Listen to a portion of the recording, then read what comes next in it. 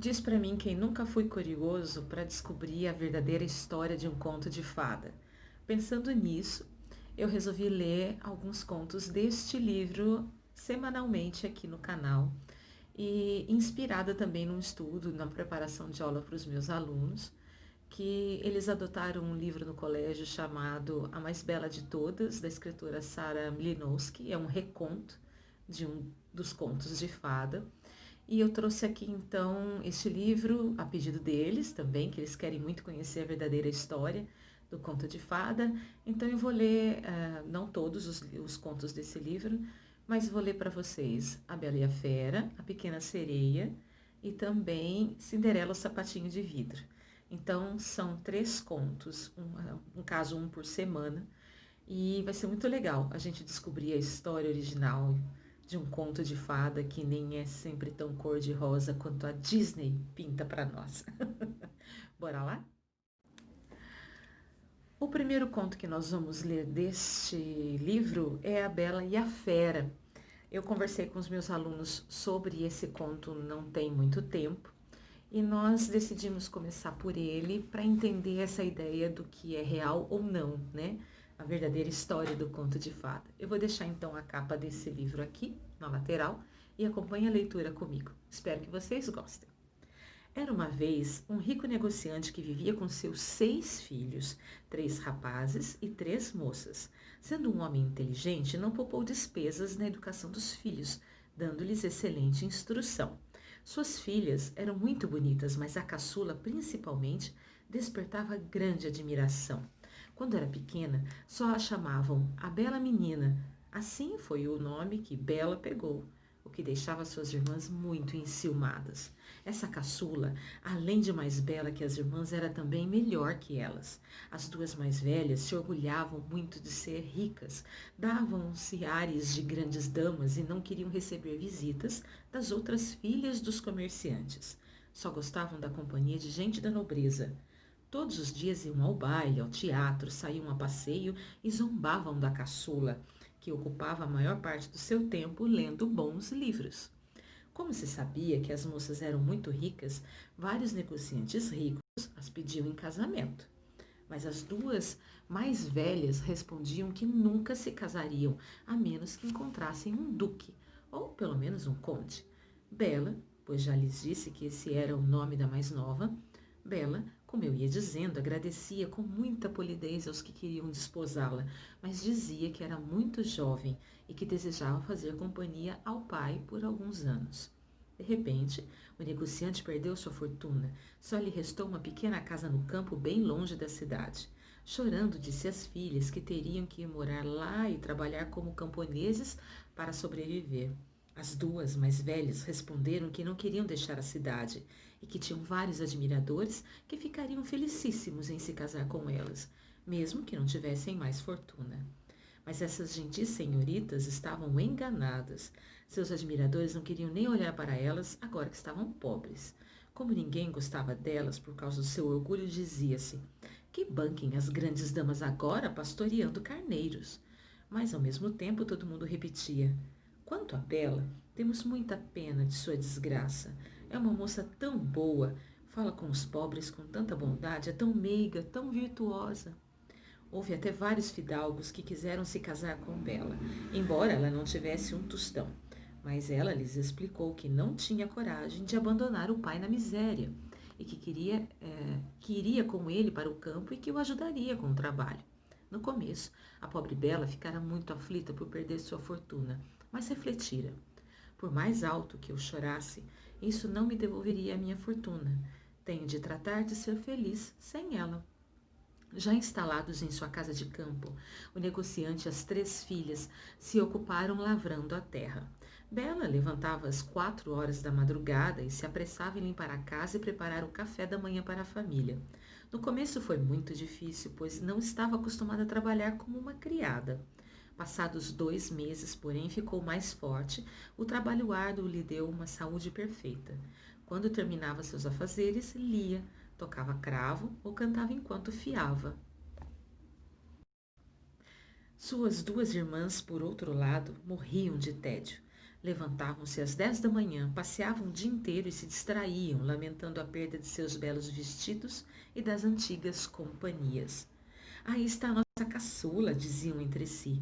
Tem uma alma tão grosseira e é tão idiota que está contente com sua triste situação. O bom negociante não pensava como as filhas. Sabia que Bela era uma moça especial ao contrário das irmãs. Admirava a virtude dessa jovem e, sobretudo, sua paciência, pois as irmãs, não contentes em deixá-la fazer todo o trabalho doméstico, insultavam-na todo instante. Fazia um ano que a família vivia na solidão quando o negociante recebeu uma carta informando que um navio, que trazia mercadorias suas, acabava de atracar com segurança.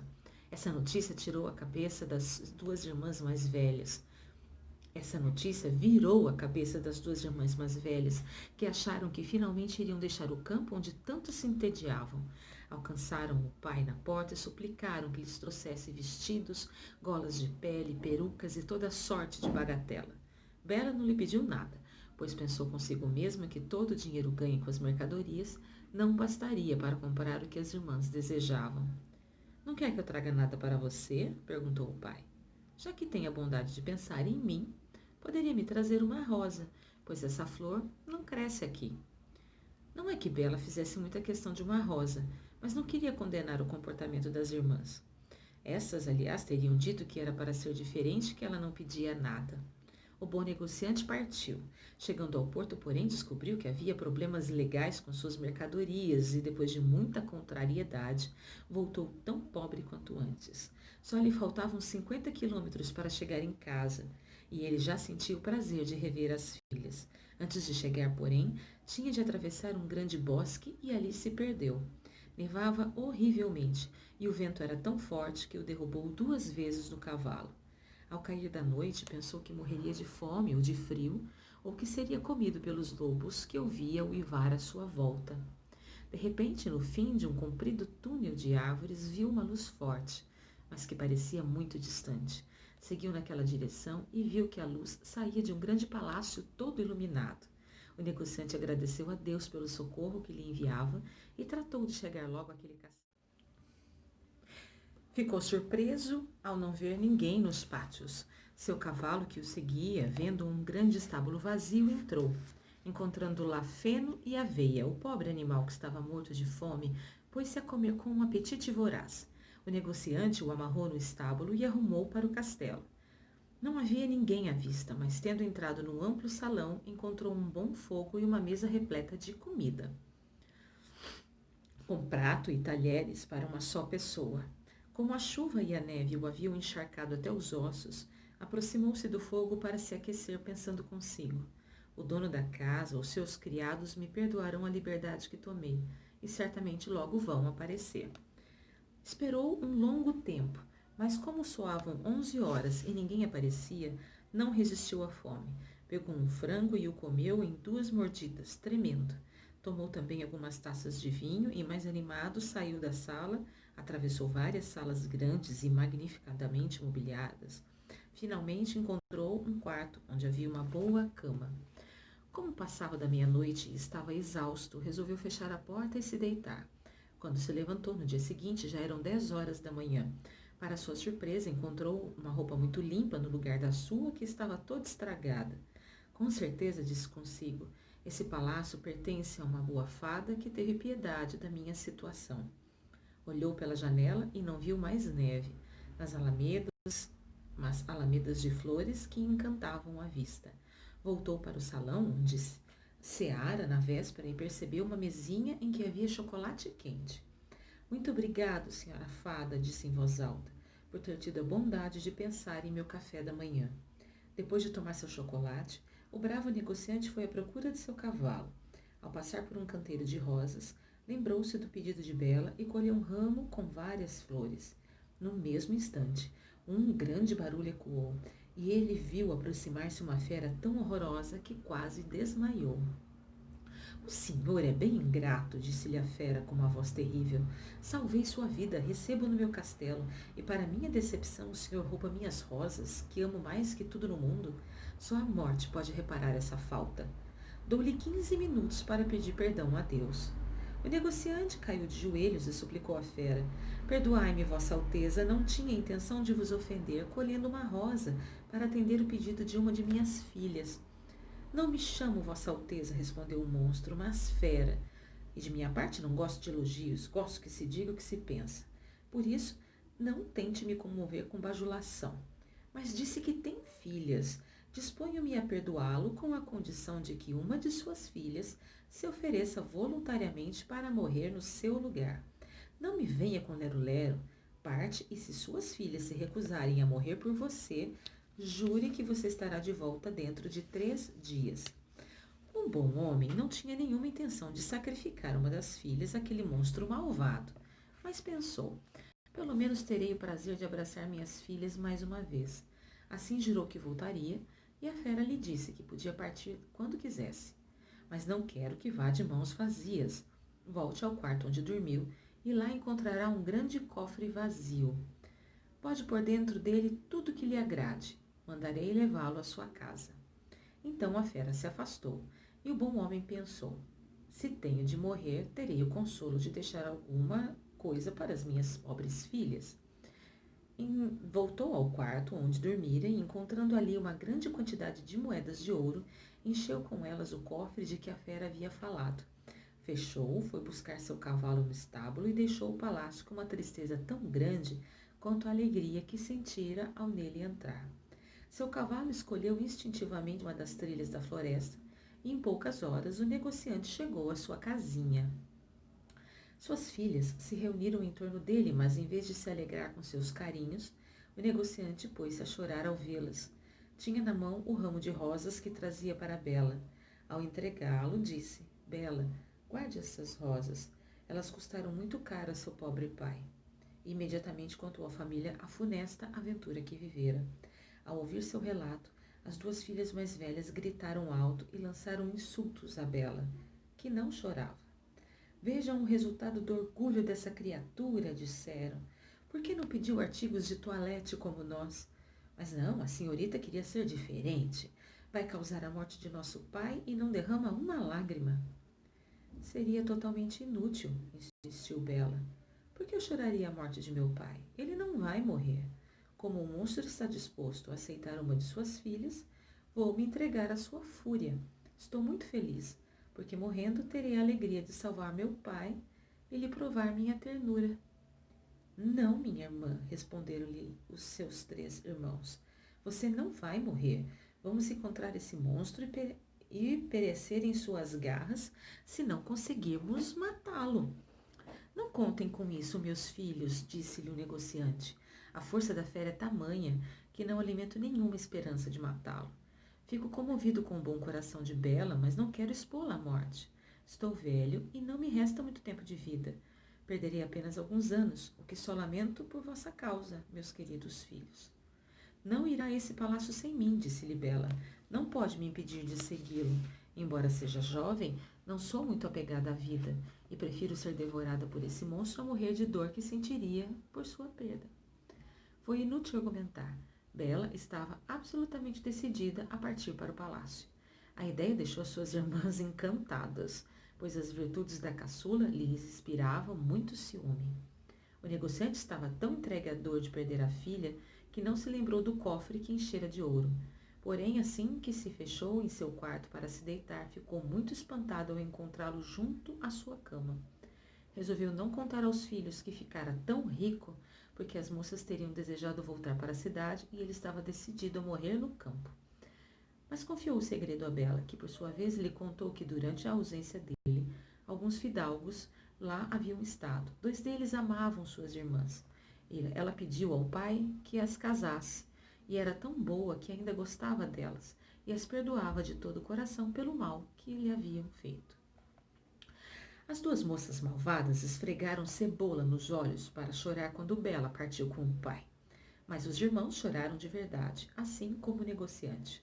Só Bela não chorou, pois não queria aumentar a dor dos outros. O cavalo tomou o caminho do palácio e, ao anoitecer, puderam vê-lo iluminado como da primeira vez. Deixando o cavalo sozinho no estábulo, o negociante entrou com a filha no grande salão, onde encontraram uma mesa magnificamente servida com talheres para 2. O negociante não tinha estômago para comer, mas Bela, esforçando-se para parecer tranquila, sentou-se à mesa e o serviu, e pensava consigo: a fera quer me engordar antes de me comer, visto que me serve esta bela refeição. Assim que acabaram de cear, ouviram um grande barulho e o negociante disse adeus à filha, chorando, porque sabia que a fera se aproximava. Mas controlou-se o melhor que pôde, e quando o monstro lhe perguntou se viera por vontade própria, respondeu tremendo que sim. Você é muito bondosa, disse a fera, e sou-lhe muito agradecido. Quanto ao senhor, meu bom homem, parta pela manhã, e nunca mais ouse voltar aqui. Adeus, Bela. Adeus, fera, ela respondeu, e o monstro se retirou no mesmo instante. Ah, minha filha, disse o negociante, abraçando Bela. Estou quase morto de pânico. Acredite no seu pai. Deixe eu ficar aqui. Não, meu pai, respondeu Bela com firmeza. O senhor partirá amanhã cedo e me entregará a misericórdia do céu. Talvez lá no alto tenham piedade de mim. Os dois se recolheram, achando que não dormiriam a noite inteira, porém, mal haviam se deitado. Seus olhos se fecharam. Durante o sono, Bela viu uma dama que lhe disse: Estou contente com seu bom coração, Bela. Sua boa ação, oferecendo a própria vida para salvar a do seu pai, não ficará sem recompensa. Ao acordar, Bela contou o sonho ao pai, e embora isso o consolasse um pouco, não o impediu de soluçar alto quando teve que se separar de sua querida filha. Depois que o pai partiu, Bela sentou-se no grande salão e começou a chorar também. Mas, como era muito corajosa, pôs-se nas mãos de Deus e decidiu que não se atormentar durante o pouco tempo de vida que lhe restava, pois acreditava firmemente que a fera iria devorá-la ao cair da noite. Enquanto esperava, resolveu visitar o castelo. Não pôde deixar de admirar sua beleza, qual não foi sua surpresa, porém, quando encontrou uma porta sobre a qual estava escrito: Aposentos de Bela. Abriu-a no impulso e ficou fascinada com a magnificência que ali reinava. O que mais chamou sua atenção, porém, foi um grande armário de livros, um cravo e vários livros de música. Não querem que eu me aborreça, murmurou, mas em seguida pensou: se eu tivesse só um dia para passar aqui, não estariam me cobrindo com tantos presentes. E esse pensamento a animou. Abriu o armário e viu um livro em que estava escrito em letras douradas: Vossos desejos são ordens. Aqui sois a rainha e a senhora. Pobre de mim, pensou com um suspiro. Tudo que desejo é rever meu pai e saber o que está fazendo agora. Foi só um pensamento. Mas qual não foi sua surpresa quando, ao olhar um grande espelho, viu nele sua casa, onde seu pai chegava com um semblante carregado de tristeza. Suas irmãs iam ao encontro dele, apesar das caretas que faziam para parecer tristes. A alegria que sentiam pela perda da irmã transparecia nos seus rostos. Num instante, tudo aquilo desapareceu, e Bela admitiu que a fera era bem indulgente e que ela não devia temê-la. Ao meio-dia, encontrou a mesa posta e, enquanto almoçava, ouviu um excelente concerto, embora não visse ninguém. À noite, ao se sentar à mesa, ouviu o barulho que a fera fazia e não pôde conter um calafrio. Bela, disse o monstro, incomodo-se a vejo cear? É o senhor que reina neste castelo, disse Bela tremendo. Não, respondeu a fera. Não há aqui outra senhora além de Bela. Caso a esteja aborrecendo, uma palavra sua e vou-me embora. Diga, a senhorita me acha muito feio? Acho sim, disse Bela. Não sei mentir, mas acredito que é muito bom. Tem razão, disse o monstro. Mas além de feio, não tenho inteligência. Afinal, não passo de um animal. Não pode ser um animal se acha que não tem inteligência, replicou Bela. Um tolo nunca sabe que é tolo. Então coma, Bela, disse o monstro, e trate de não se aborrecer na sua casa, pois tudo isso é seu, e eu ficaria desolado se você não estivesse contente. O senhor é mesmo bondoso, disse Bela. Confesso que seu coração me agrada muito. Quando penso nele, o senhor não me parece tão feio. Ah, senhorita, é verdade, respondeu a fera, tenho um bom coração, mas sou um monstro. Muitos homens são mais monstruosos, disse Bela, e gosto mais do senhor com essa aparência que daqueles que por trás de uma aparência de homens escondem um coração falso, corrompido e ingrato. Aqui a gente já consegue entender que eles estão falando sobre ir além das aparências. Se eu fosse inteligente, respondeu a fera, Agradeceria com um grande elogio, mas sou um idiota. E tudo que posso dizer é que fico muito grato. Bela ceou com apetite, quase não sentia mais medo do monstro, mas esteve a ponto de morrer de susto quando a fera lhe perguntou: Bela, aceita ser minha mulher? Ficou algum tempo sem responder. Tinha medo de provocar a cólera do monstro, recusando-o. Mas mesmo assim, disse tremendo: Não, fera. Naquele instante, o pobre monstro deu um suspiro profundo e soltou um assobio tão medonho que ressoou pelo palácio todo. Mas Bela logo se tranquilizou porque a fera lhe disse tristemente: Adeus, Bela, e saiu do salão, virando-se de vez em quando para olhar para ela mais uma vez. Ao se ver sozinha, Bela sentiu grande compaixão por aquela fera. Ai, pensou, é mesmo pena que seja tão feio. É tão bom. Bela passou 3 meses naquele palácio em total tranquilidade. Todas as noites, a fera lhe fazia uma visita. A distraía durante a ceia com uma boa conversa, mas nunca com o que em sociedade chamamos de espirituosidade. Sua presença frequente fizera Bela se acostumar com sua feiura, e longe de temer o momento da sua visita, consultava muitas vezes o relógio para ver se estava perto das 9 horas, pois era essa hora em que a fera aparecia. Só uma coisa afligia Bela. É que o monstro, antes de se deitar, sempre lhe perguntava se ela queria se casar com ele e parecia profundamente ferido quando a resposta era não.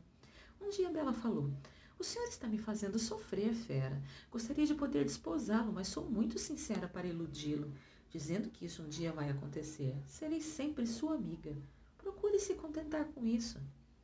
Não me resta outra coisa, respondeu a fera. Não me engano a meu respeito. Sei que sou horrível, mas a amo muito, e seja como for, fico feliz por aceitar permanecer aqui. Prometa que não me deixará. Bela ruborizou a estas palavras. Soubera que, por seu espelho, que o pai estava doente de tristeza por tê-la perdido e desejava revê-lo.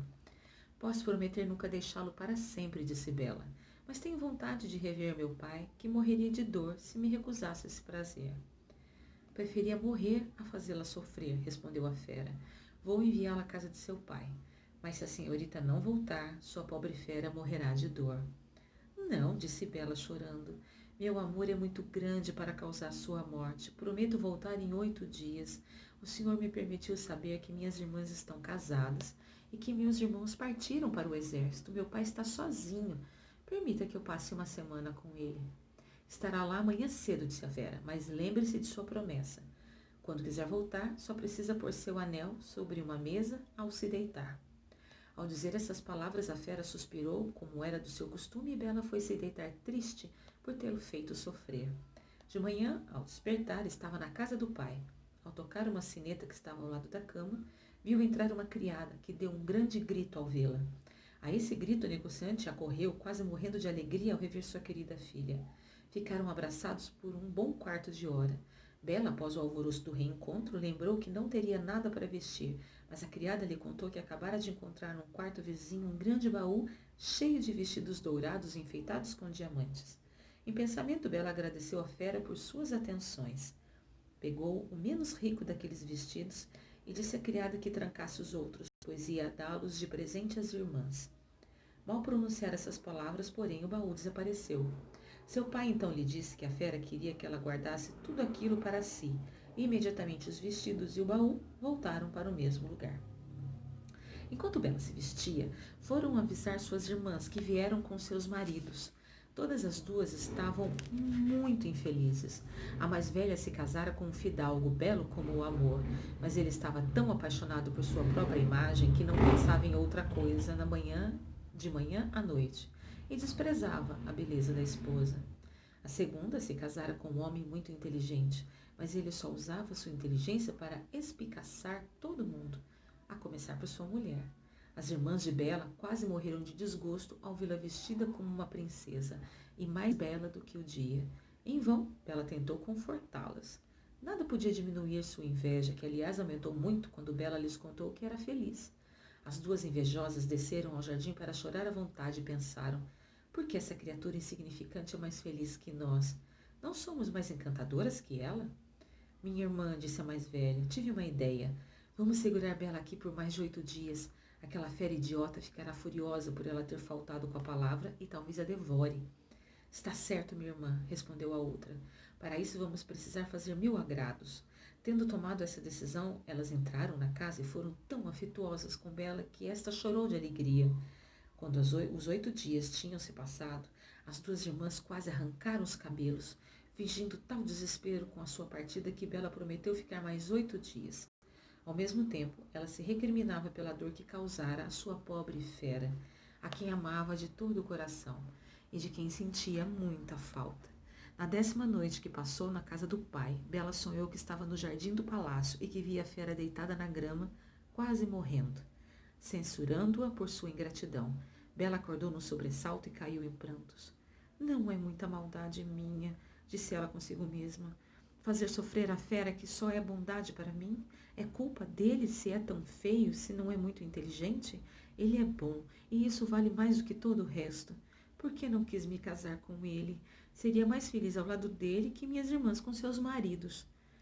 Não é nem a beleza, nem a inteligência de um marido que fazem uma mulher feliz. É o caráter, a virtude e a bondade. A fé tem todas essas boas qualidades. Não o amo, mas tenho por ele estima, amizade e gratidão. Vamos, é errado fazê-lo infeliz. Eu me condenaria ao resto da vida. A essas palavras, Bela se levantou, pôs seu anel sobre a mesa e voltou para a cama. Adormeceu assim que se deitou e, ao acordar de manhã, viu com alegria que estava no palácio da fera. Vestiu-se magnificamente para lhe agradar e morreu de tédio o dia inteiro esperando dar 9 horas da noite. Mas quando o relógio por fim soou 9 horas, a fera não apareceu. Bela temeu então ter causado a sua morte, correu por todo o palácio gritando alto, estava desesperada. Após ter procurado toda parte, lembrou-se do seu sonho e correu para o jardim na direção do canal, onde o tinha visto. Encontrou a pobre fera caída no chão inconsciente e pensou que tinha morrido. Atirou-se sobre seu corpo sem sentir horror por sua aparência, e ao perceber que o coração batia, pegou água do canal e jogou-a sobre seu rosto. A fera abriu os olhos e disse a Bela: Você esqueceu sua promessa. A dor de perdê-la me fez decidir morrer de fome, mas morro contente, pois tive o prazer de revê-la mais uma vez. Não, meu caro, não vai morrer, respondeu Bela. Vai viver para se tornar meu esposo. Desde já lhe concedo minha mão, e juro que pertencerei somente a você. Ai de mim, acreditava que era sua amizade, mas a dor que sinto demonstra que não poderia viver sem a sua presença. Mal pronunciar essas palavras, Bela viu o castelo resplandecer de luz, os fogos de artifício, a música, tudo anunciava uma festa. Mas aqueles esplendores não prenderam sua atenção. Voltou-se para a fera, cujo estado o inquietava. Que surpresa teve! A fera desaparecera e tudo que Bela viu a seus pés foi um príncipe mais belo que o amor, que a agradeceu por ter desfeito seu encantamento. Embora o príncipe merecesse toda a sua atenção, Bela não pôde deixar de perguntar onde estava a fera. Está a seus pés, disse-lhe o príncipe. Uma fada má condenou-me a viver sobre esta forma até que uma bela moça consentisse em me desposar. Proibiu-me também de deixar minha inteligência aparecer. Você foi a única pessoa no mundo boa o bastante para se deixar tocar pela bondade do meu caráter. Nem lhe oferecendo minha coroa posso saldar toda a dívida de gratidão que tenho com você. Bela, feliz com a surpresa, deu a mão a esse belo príncipe para se erguer.